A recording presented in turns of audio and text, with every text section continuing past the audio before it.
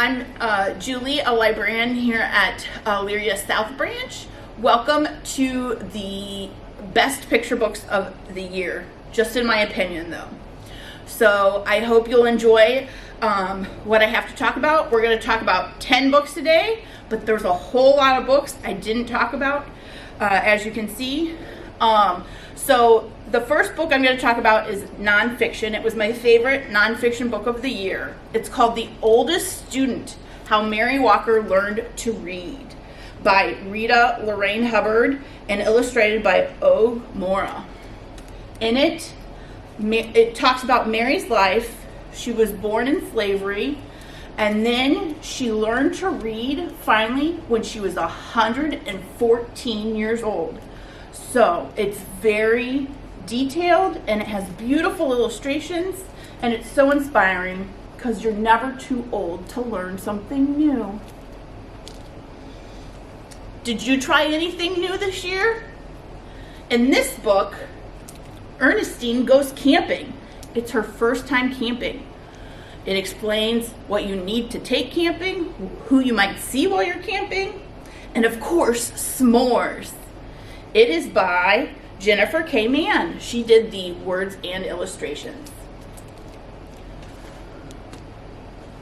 One of the funniest books of the year is The Yawns Are Coming by Christopher EPLS.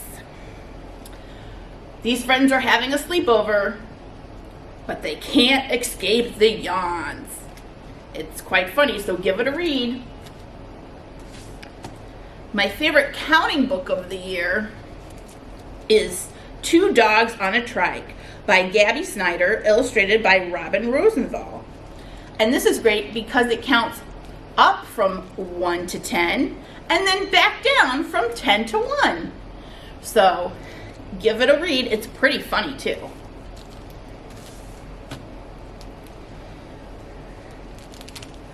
Also, another funny book, Up on Bob, Words and Pictures by Mary Sullivan. This is great if you're just learning to read. It's got short, simple sentences, like, now Bob can sleep all day. And it's pretty funny also.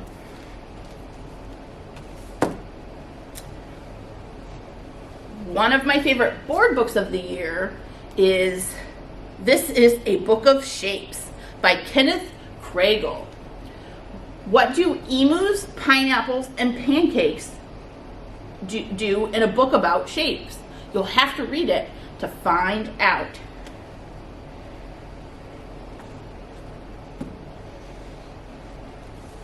One of the sweetest books of the year is called Hugsby. The words and pictures are by Dow Filmerek. In it, Hugsby is her monster, and all he can do is hug.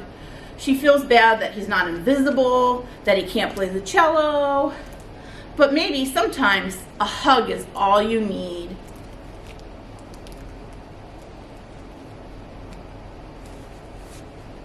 This is a very funny book called Facts versus Opinions versus Robots, with words and pictures by Michael Rex. In it, it talks about the difference between facts, opinions, and robots. So, for example, this is the back cover of the book. This is a fact. There is one robot on the back cover. This is a fact. The robot needs more eyes. This is an opinion. So, it is also quite humorous. Okay. One of the worst books of the year is Unicorns Are the Worst, with words and pictures by Alex Willen. In it, Goblin lives next door to unicorns. He's always sweeping up all their glitter. So much glitter. Is there anything worse than a unicorn? Read it and find out who might be a worse neighbor than a unicorn. And then probably one of my favorite books of the year is Rain Before Rainbows by Smriti Prashada Halls, illustrated by David Litchfield. In it, This girl and a fox go on a journey.